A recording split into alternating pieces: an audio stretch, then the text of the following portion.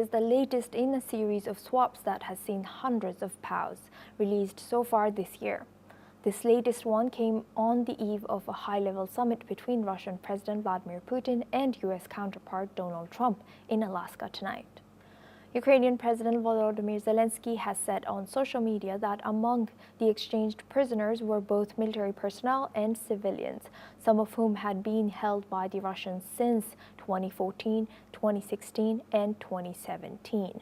He also said that Ukrainian soldiers that he called defenders of Mariupol were also part of the swap, referring to a Ukrainian port city that fell to Russian forces in 2022, following a nearly 3-month siege.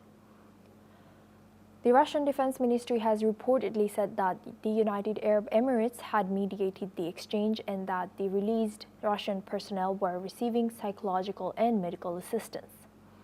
Let's listen into what some of the prisoners of war and their family members had to say. Повезло, просто, видать, какая-то чутье какое-то. Как раз пошли в відпустку, я с чоловіком, я говорю, надо поїхати, давай поїдемо. І молодший син прийшов в відпустку, будущий офіцер, я говорю, давай поїдемо, це наш шанс, і повезло просто.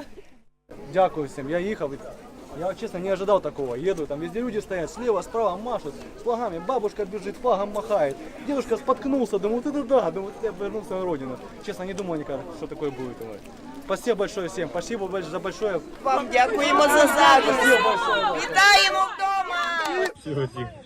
Да, теща скажи, пускай блины печет. Тестю звони. Давай, люблю тебя. Все, Кариночку поцелуй от меня. Да. Все нормально. Всем передай, маме позвони обязательно, скажи. Все, Аня, все нормально, уже все хорошо. Скоро увидимся. Деток поцелуй. Все. Нас не забыли, и Министерство обороны, и президент, всем огромное спасибо, выражаем свою благодарность. Now for this discussion, we're joined by Dr. Sanjay Kumar. He's a journalist of the Korea Herald, joins us live from Seoul. Thank you, Doctor, for joining us today. Good to see you. Now, what does the involvement of UAE as a mediator say about shifting diplomatic alliances, and why UAE? What's its role? UAE has been mediating for these POWs, which is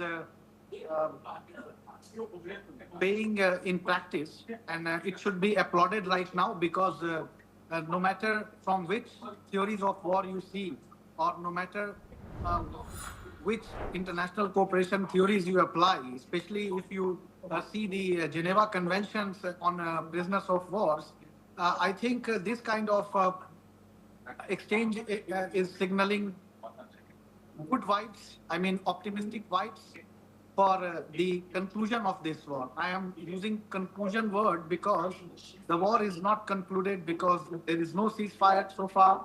Of course, Trump is going to talk in Alaska about these matters, but the war has not been concluded. The agreements have not been concluded.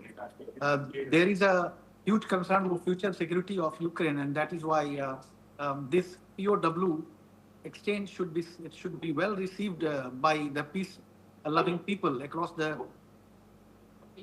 And Dr. Sanjay, given that some of these prisoners have been held for years, what does this exchange tell us about the evolving nature of Russia-Ukraine relations now?